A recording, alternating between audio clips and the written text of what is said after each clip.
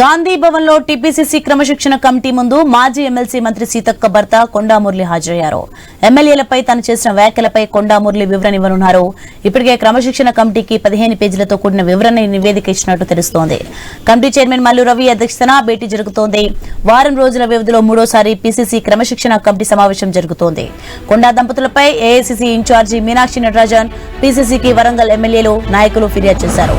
10 రోజుల క్రితం కొండా మురళి, కడియం శ్రీహరి రేవూరిపై బహిరంగంగా విమర్శలు చేశారు. దీనిపై ఎమ్మెల్యేలు, నాయకులు ఫిర్యాదు చేయడంతో క్రమశిక్షణ కమిటీ ముందు హాజరై కొండా మురళి వివరణ ఇస్తున్నారు.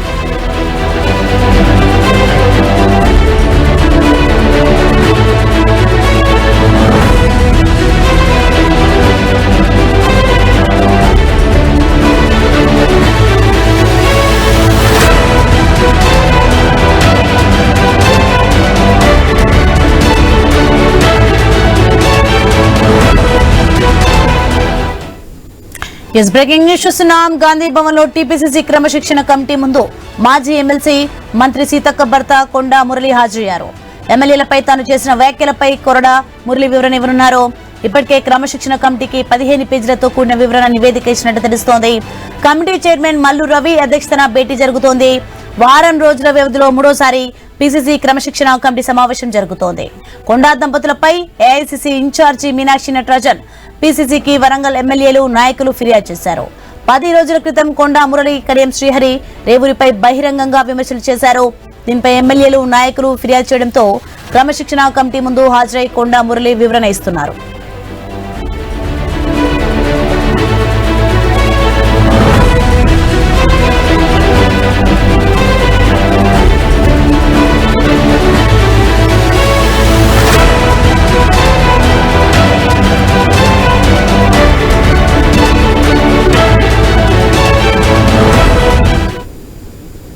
రైట్, ఇదే అంశానికి సంబంధించి మరింత సమాచారం మా special correspondent Sunil phone line లో అందిస్తారు.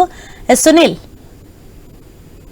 మాజీ ఎమ్మెల్సీ కొండా సురేఖ భర్త గాంధీ భవన్ కి చేరుకున్నారు. ఆయన అనుచరులతో కలిసి గాంధీ భవన్ కి వచ్చే సమయంలో వస్తుండగా గాంధీ భవన్ బయట ఆయన అనుచరులందరినీ నిలిపివేశారు. కొండా మురళిని మాత్రమే ఇటు గాంధీ భవన్ కి అనుమతించారు. ఇక పిసిసి క్రమశిక్షణ కమిటీ సమావేశం కూడా జరుగుతోంది. సమావేశం తర్వాత కొండా మురళి కమిటీ ముందు హాజరు కాబోతున్నారు. ఇక వరంగల్ లో కొండా మురళి చేసినటువంటి వ్యాఖ్యలు తీవ్ర దుమారాన్ని రేపాయి. సొంత పార్టీ ఎమ్మెల్యేలనే కొండా మురళి విమర్శించడంపై ఇక వరంగల్ నేతలందరూ కూడా ఏకతాటిపై వచ్చి టీపీసీ అధ్యక్షుడు మహేష్ కుమార్ గౌడ్ తో పాటు ఏఐసీసీ రాష్ట్ర వ్యవహారాల ఇన్ఛార్జ్ దీపాదాస్ మున్షి ఇటు మీనాక్షి నటరాజన్ కి ఫిర్యాదు చేశారు.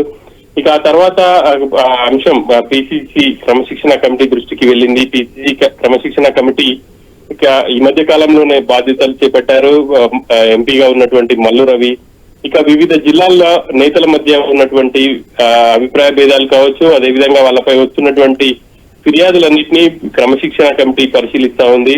ఇక మొదట ఎవరైతే ఫిర్యాదులు చేసుకుంటున్నారో ఒకరిపై ఒకరు వాళ్ళని పిలిచి మాట్లాడాలని చెప్పేసి నిర్ణయించారు. అందులో భాగంగానే కొండా మురళిని గాంధీ భవన్ కి వచ్చి వివరణ ఇవ్వాల్సిందిగా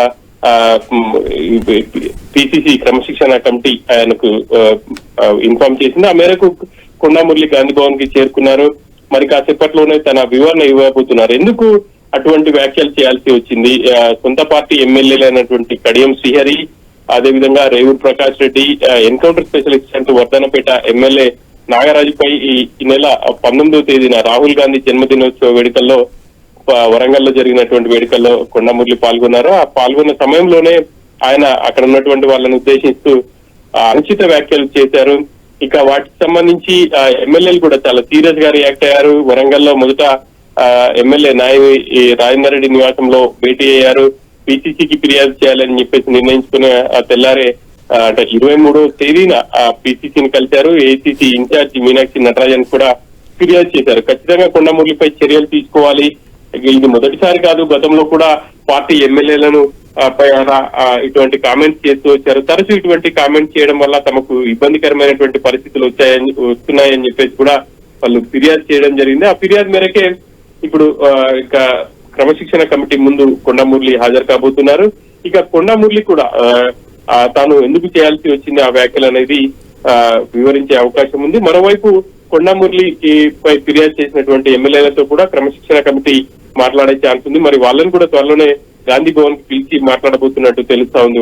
వరంగల్ సంబంధించిన ఇష్యూనే కాకుండా ఇక మిగతా ఇష్యూస్ సంబంధించి ఇటు గజ్వేల్ లో కూడా ఇటువంటి ఫిర్యాదులు వచ్చాయి. అదేవిధంగా ప్రధానంగా ఇటీవల బీఆర్ఎస్ నుంచి కాంగ్రెస్ లో జాయిన్ అయినటువంటి ఎమ్మెల్యేల నియోజకవర్గాల్లో అక్కడ నేతల మధ్య ఇటువంటి ఆరోపణలు కావచ్చు, లేకపోతే విమర్శలు వాళ్ళ మధ్య తరచుగా వస్తున్నాయి. ప్రధానంగా పటాన్ చెరువులో కాటా శ్రీనివాస్ గౌడ్ వర్సెస్ మైపాల్ రెడ్డిగా ఉంది.